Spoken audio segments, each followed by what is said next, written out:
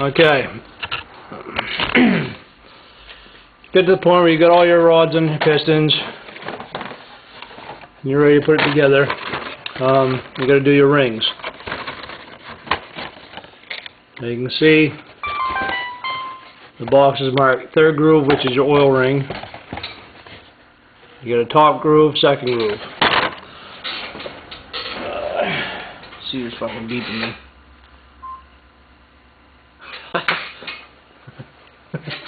She's fucked up. What was that? Oh yeah. Real simple. Your ring line's gonna go in first for your oil ring. They have several styles of oil rings.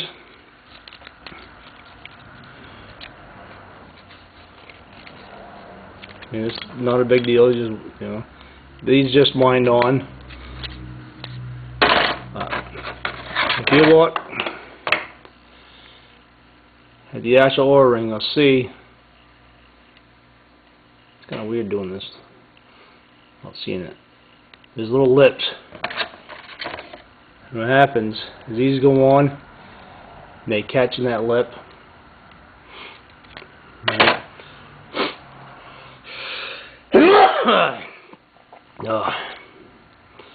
Now some rings have little plastic tabs. When you put your oil ring in, you make sure you got to butt up against. You don't want them overlapping, force them together. They just set like that. Right? So we get the ring, we get the shelf in with the raised bump facing down. Like I said, I think it's to stop this fucking shelf from spinning. But anyway, put your oil ring in and make sure the end's butt, but don't lap. It'd be hard to do with the fucking camera in my way, but now you gotta put your ring lanes in for your fucking oil ring. That just fucking winds down. The bottom one's a little tricky because this has a shelf in it. You gotta make sure you're fucking between your oil ring and your shelf. Once you fucking establish that, you just wind it on like I did the upper ring.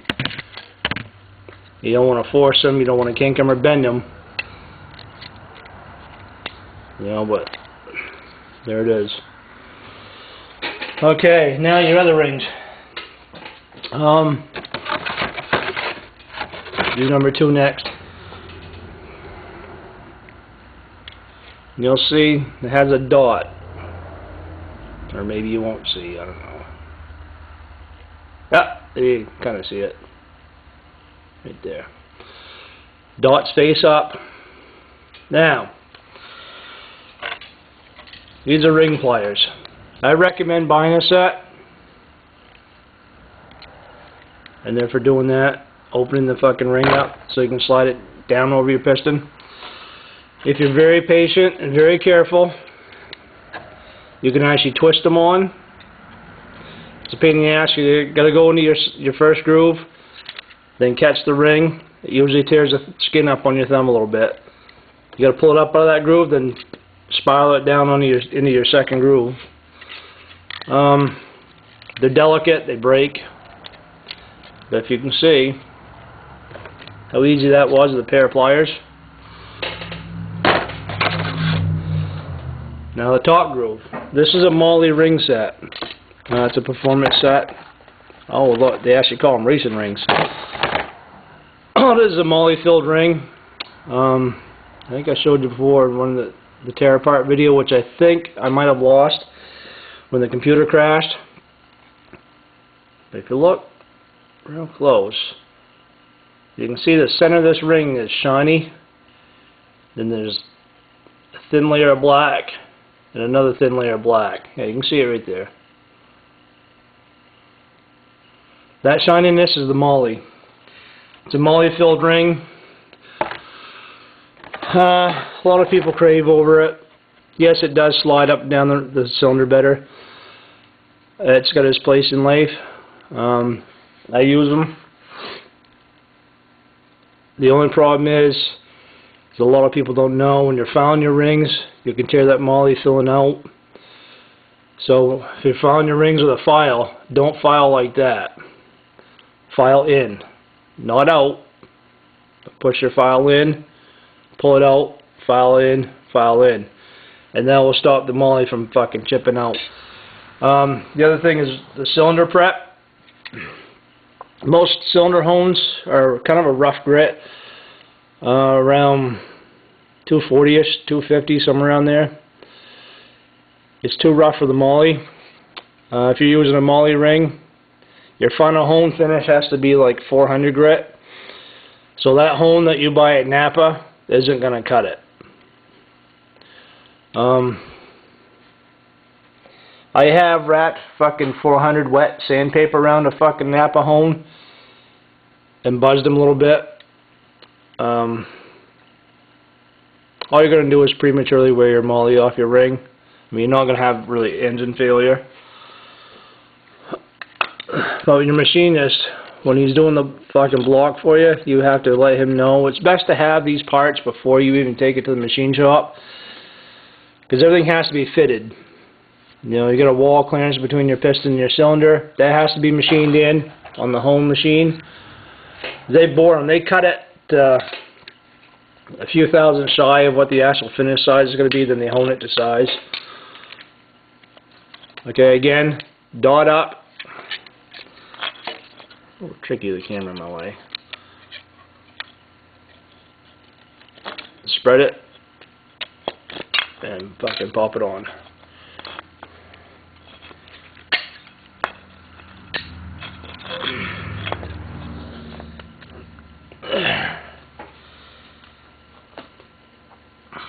Now, in this day and age, it's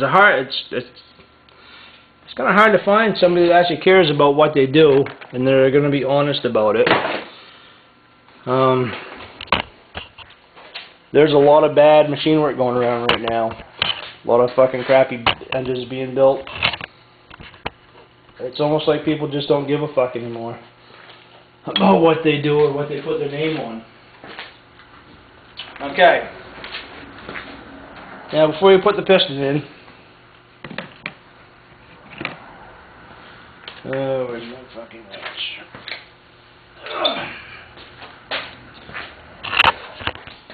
You get your crank down there, and you want to make sure that the crank is facing away.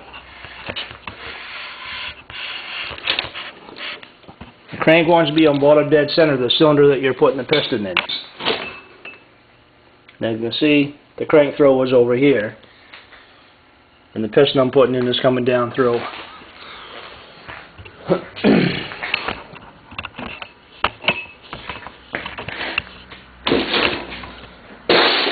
Shit. Okay. We get you just right. Now, this is something I've been doing for fucking years. And if you notice, the cylinder walls already have a layer of oil on them. See the sheen? This is what I use. Doesn't have to be Napa. But it's gear oil. This stuff is designed to cling. It's not designed to run off like motor oil, just regular motor oil. See the coating on these pistons? Now, say I lube this up with fucking motor oil. This is the first piston I do. I put it in.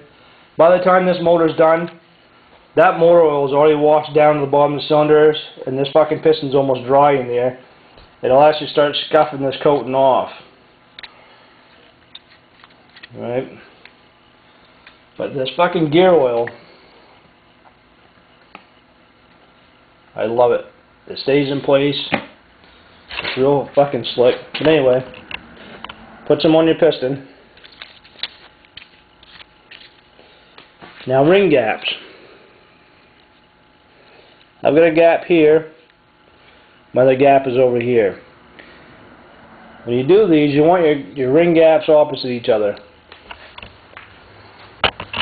Don't line them up.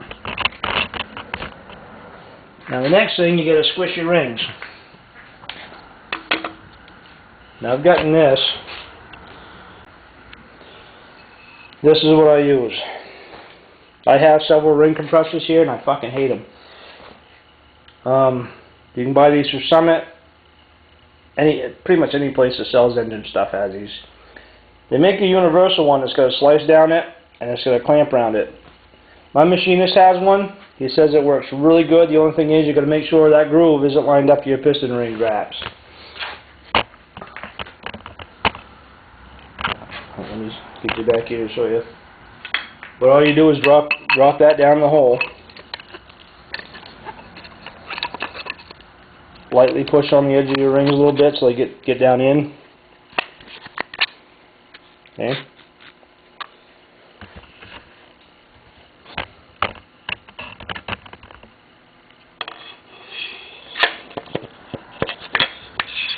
Make sure your skirts poke out through the bottom a little bit, and you set it in the fucking bore. Just like that. Now all this takes is a little tap from something that's soft, like a piece of broomstick. This is rubber hammered handle. If you've got a small fist, you can actually give that a little jab, and it will drop right in the hole. Or other compressors, you got to fight with them to get them in. Couple little taps, and it's there.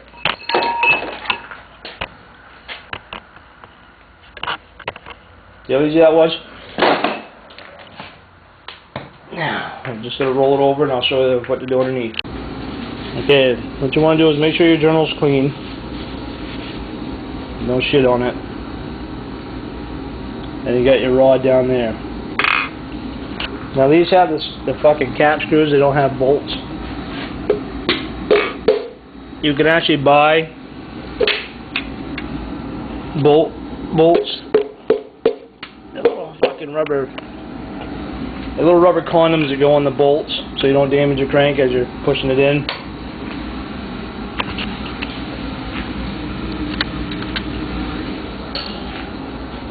After you do this a few times, I gotta sit you down for a second. After you do this a few times, you'll realize you don't need them if you're careful. This is what I do. Tap the piston some more so you can get a hold of the rod. And again, make sure that's dry and clean. The back of your bearing is dry and clean. You put your tang side in first. You just roll the bearing in. On your rod bearing, there is no upper or lower. Alright.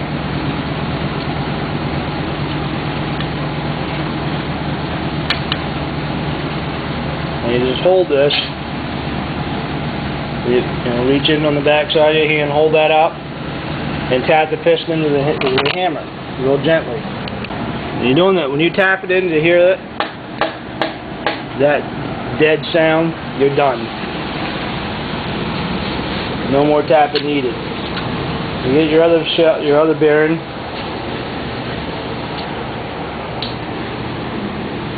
I think I can put you back on the tripod now. Hold on.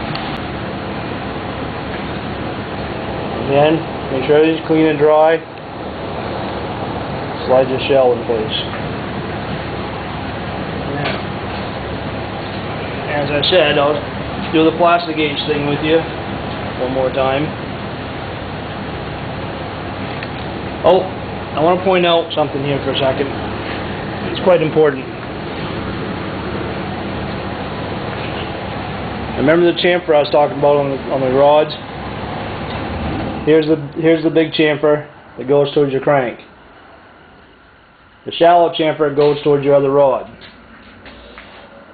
Now, when you slide these in place, you got to make sure that bearing, and some of these will happen. They make a wide bearing. Some of the bearings will actually overhang into that little fucking shelf, that little chamfer. And what it will do is that bearing will actually contact that fucking the radius, and that will cause bearing failure. You got to make sure when you slide this up in place that your rod is contacting your fucking crank, and your bearing is not touching your crank on the edge here. If it is, just gotta thin your bearings down or buy thinner bearings. Okay. Fuck to do that piece of plastic gauge. There.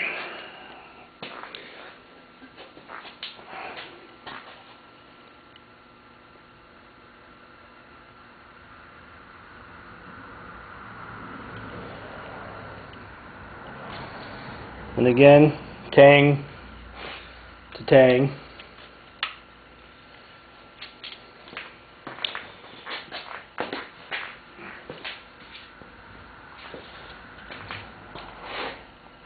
And these rods came with the ARP assembly lube for the bolts.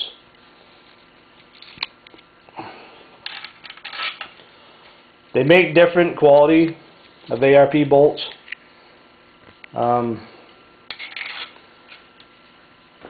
Should come with a chart for you for torque specs. These are the lower quality, which would be like a street grade. They get torqued to 45 pounds. The better ARPs, I think they're 50 or 55 pounds. I don't remember. Don't take my word on it. Always check. But I think that's how it played out.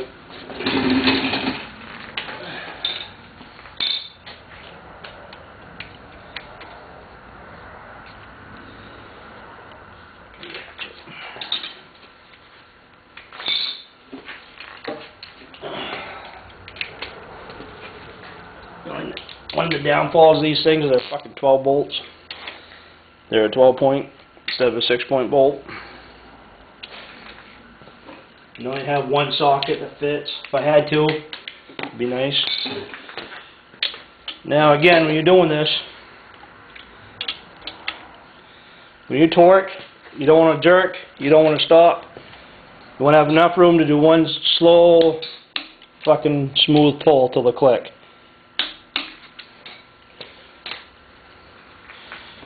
Now I just got to take that apart and see if the plastic gauge reads. Get the plastic gauge out, lubricate it with the assembly lube, torque it back down. Okay, there's, I don't know if you can see it. There's the plastic gauge that's squished. Now this plastic gauge, you can see, has millimeter on it for your import bullshit. You got thousandths. And this is what you're measuring in, is in thousandths. And as you can see, that doesn't match up to that, it doesn't match to that. It's wider than that little white piece. But hey, it lines up to that green pretty damn good, which is the 2/1000ths this motor is supposed to have in it. And again, I love my machinist. And I think it's pretty cool that this plastic gauge is that accurate. Like I said, I've never really known how accurate it is. I figured it's within half a thousandths. So I actually feel more confident in using plastic gauge, and instead of having people get micrometers and shit. Okay, now the thing to do is you got to pop that back down.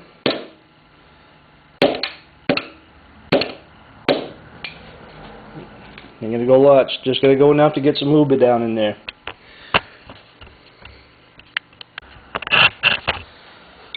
And like doing your crank, every time you put a piston in, spin the motor over. You don't want to feel any tight spots. It wants to fucking spin smooth. I'm gonna put this last piston in. Okay, the next thing you gotta check is your rod side clearance. Basically, in a nutshell, if you can wiggle them, see the gap here?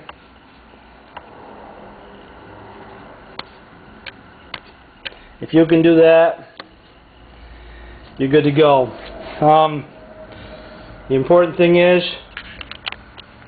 that you have more rod side clearance than you do thrust bearing clearance. If you have, say, 10 thousandths clearance on your thrust and 5 thousandths on your rods, these will always be rubbing. They're going to create heat, and you're going to have an engine failure. Proper way to do it is the way this was done. In a nutshell, is you're measuring your rod thickness.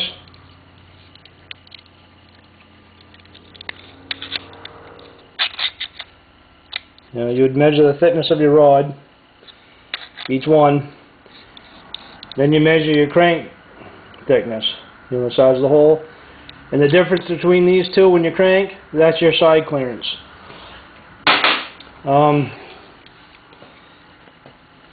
Easiest way, the feeler gauges. But there's a right way and a wrong way.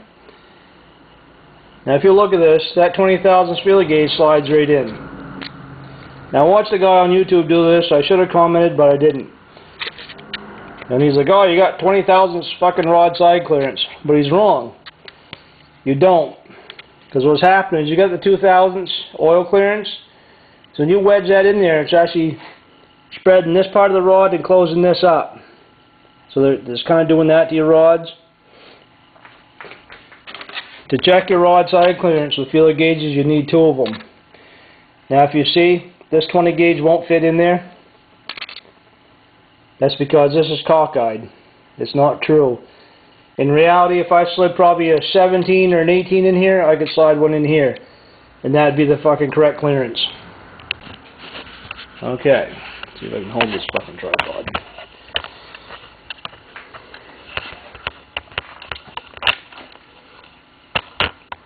Now it is, I got 2 18s. And you can see this one slides in. And that slides in. So this motor has 18 thousandths rod side clearance, not 20. And that's how you properly check your side clearance on your rods. Okay, the next thing I do is slide the camshaft in. Put the gear on. I should take you off the tripod. But put the gear on and crank the motor over and check for clearance in my fucking cam. Oh, you can see that very good.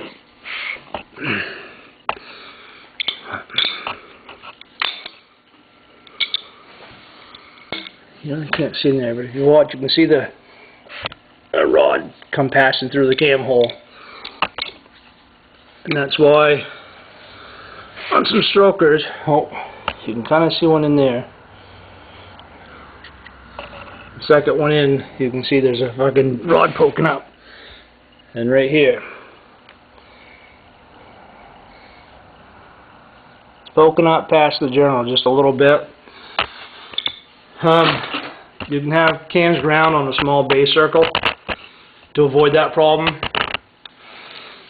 Or you can put it together, rotate the motor, see where it's hitting, and grind the clearance into your rods.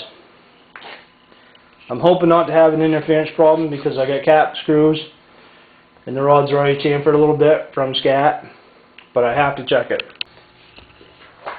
Okay, I threw the gear set on real quick. Nothing's clearanced. What I want to do is I got to throw that on, and I got to rotate the motor over with the cam spinning in phase with the crank, because I got to make sure I got clearance on my cam to my rods. Let me see a bit of that light. As you can see, they get pretty close.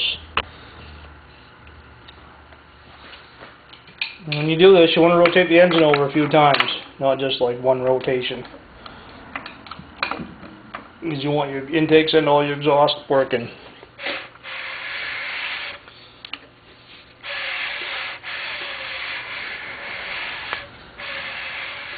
And everything seems good. I got no fucking clearance issues at all.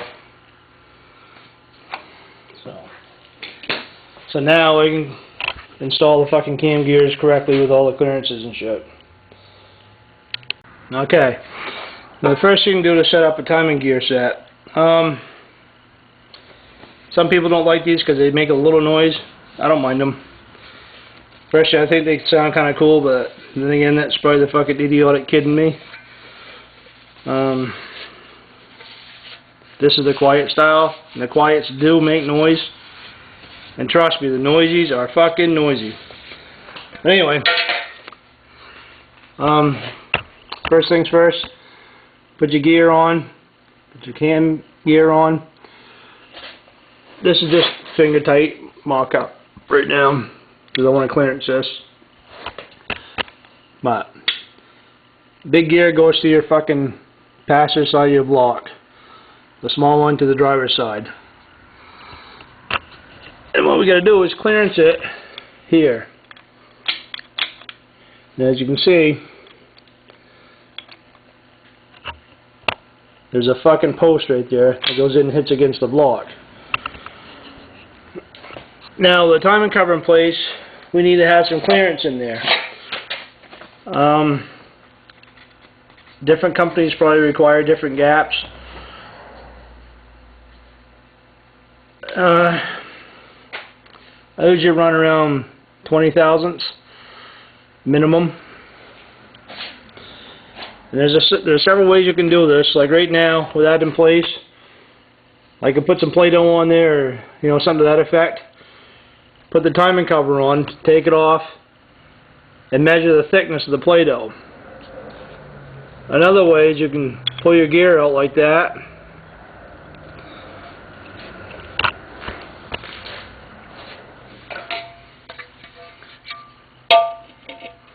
And slide your cover on.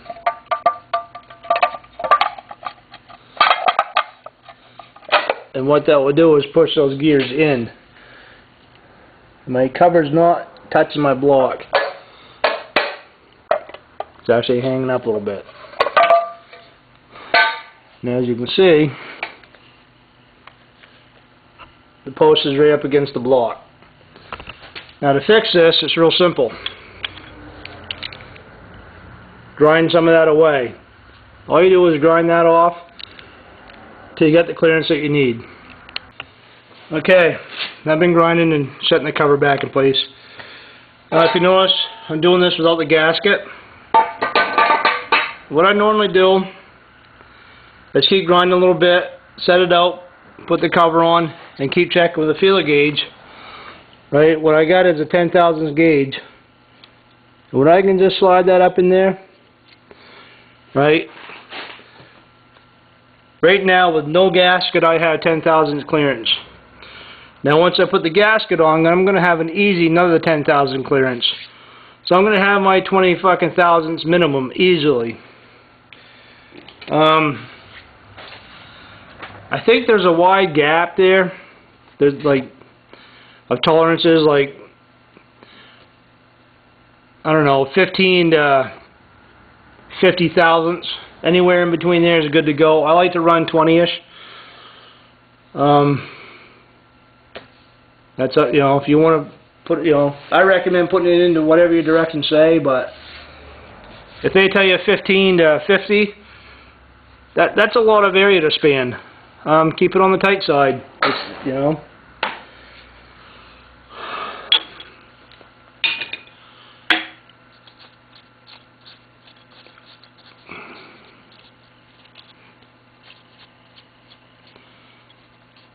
I don't know if... No, that shouldn't make any difference in the noise. That's just backlash on your fucking thing.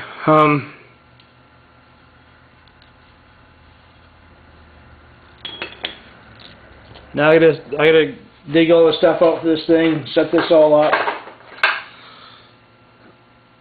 And if you notice, this gear's got, you know, like a little lip here. It comes with a fucking wear plate that goes in back of that gear and goes right like that. I gotta pull the cam out because that's good. It's not gonna hit. So I gotta pull that out, clean it, lubricate it, get it back in, and set the gears up again. Okay, it's all clean and ready.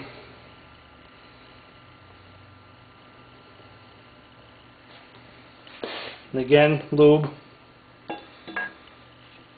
You want to be very gentle putting these in. You just slide them into those soft bearings, and these are fucking sharp. The edges of the lobe are wicked sharp.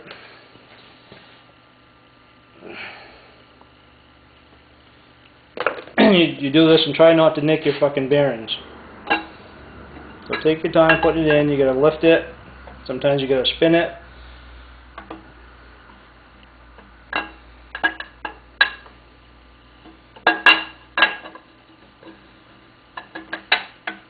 See, I had to spin that to get that through.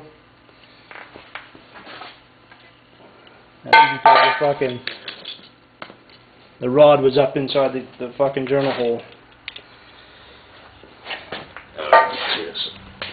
They make a tool for this. You can bolt it in place. What I do is I just use one of the attachment bolts.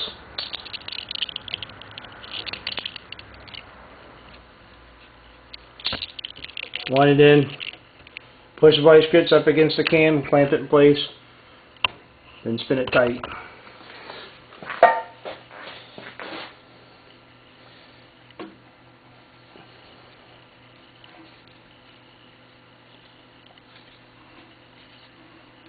I'm on, maybe.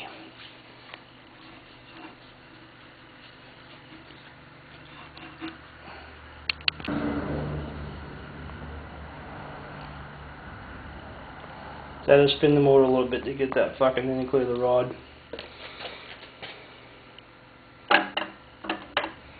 So what these handles are for, as you're going through your journal, the cam wants to drop, as it wants to lay in here. And this is just so you can fucking wiggle it, pick the end of that cam up. That's all there is to that.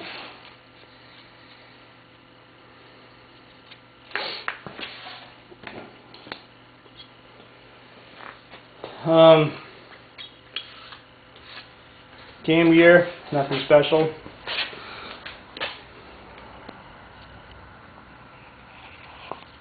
Some fucking lube.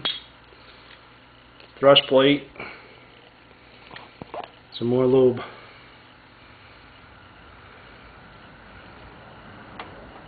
And it sets in like that. This has a lock plate that goes on. It's got a degree bushing I gotta put in. Gotta dig them out. Alright.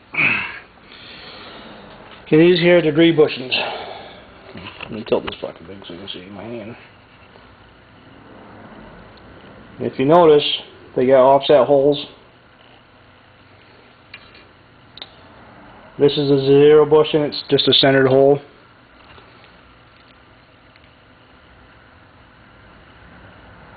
This one's offset a little bit, and that's probably the 2 degree. As you can see, they got different offsets for different degrees.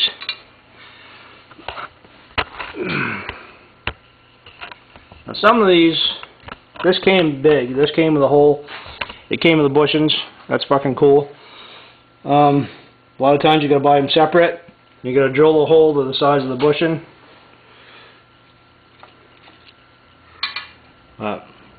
All you do is put that in like that.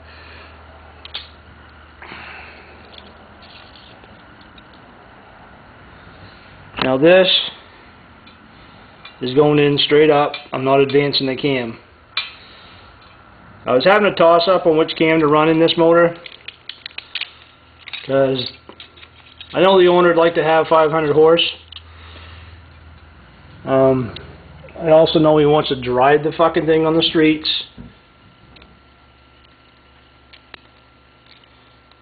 So that 500 horse would have to be drivable.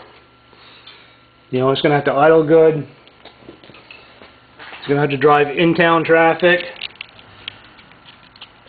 And let me tell you, a 500 horse motor that's, true 500 horse motor is a fucking miserable pain in the ass to drive on the fucking streets when you gotta deal with traffic and shit. The car has 323s in it.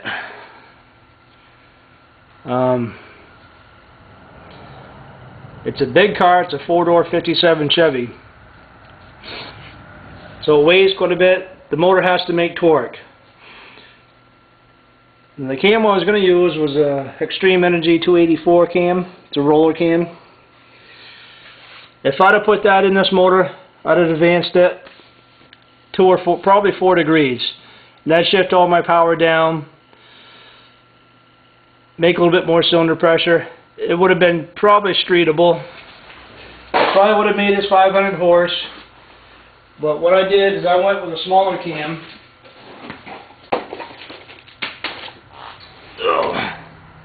I went with a 276 hydraulic roller.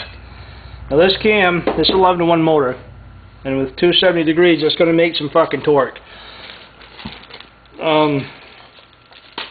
The cam is your most important fucking decision you ever make on your motor. That's the brain of the motor. It tells that motor what to do and when to do it.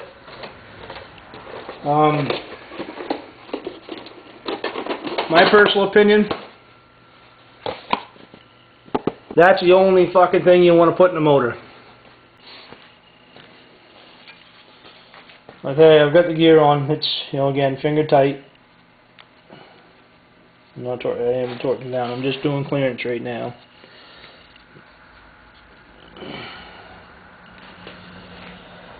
Now we got to do the thrust button clearance. Roller cams, you have to use these. I don't know how many times I pull hike and flat tappet cams out and see these fucking things, and it drives me nuts.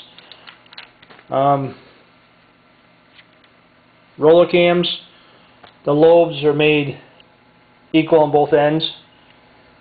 Flat tappet cams, the lobes are actually grounded at an angle, so as it's rotating, it's pushing on the fucking spring pressor. That's actually pushing the cam back into your motor. At the same time, you know, fucking Chevy and their wisdom, the oil pump rotation is trying to drive that cam forward. So like right now, if I turn this motor over, that cam will actually walk out of the block because, you know, with the oil pump in it. So the motor's kind of fighting itself because the pump's pushing forward, the lifters are pushing backwards. But I never said Chevy were any fucking bright people. Anyway, we gotta clearance the fucking thrust button. Roller cams, you gotta have them. And you want, roughly 20 thousandths. It actually gave me a thing in the paper. I'll have to look. 5 to 10. So we're going to shoot for 15 thousandths clearance. There's several ways you can do this. And as you can see, the cover's not even close to going on. You know, a lot has to come off. So an easy way to do this is put something fairly straight across the fucking face of that button. With a dial indicator, a caliper.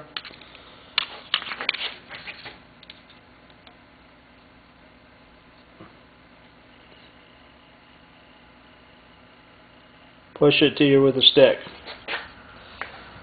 So there's your distance right there from that button to the face of that block where your cover sets. Right.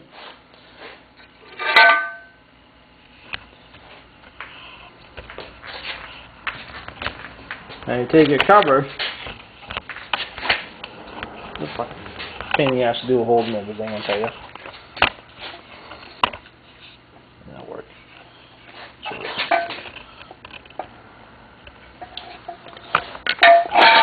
All this is a pain in the ass to do while trying to hold things.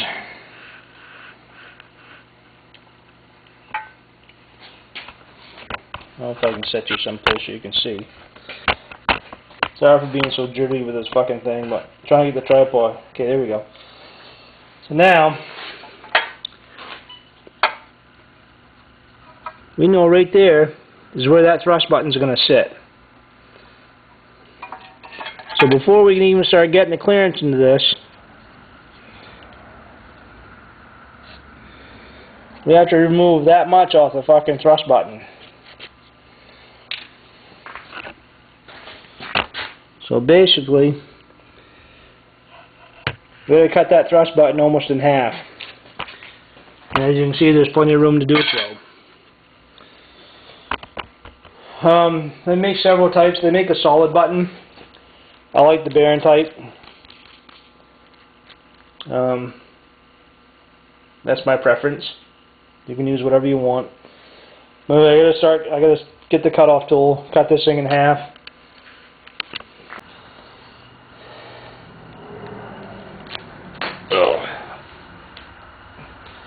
Okay, as you can see, I cut the thrust button down. Now this side is going to go into the cam. So any more clearance I need, because I can't grind that pin down, because that fucking clip will come out. So now that's going to be facing in, and any clearance that I have to do now will come off this face.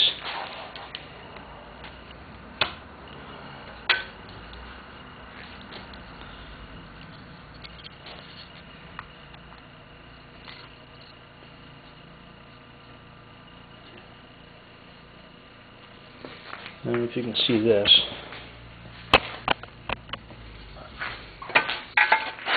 As you can see, I'm fucking right there right now. So I'm only going to need to do a little clearance in. In fact, the gasket will probably be enough clearance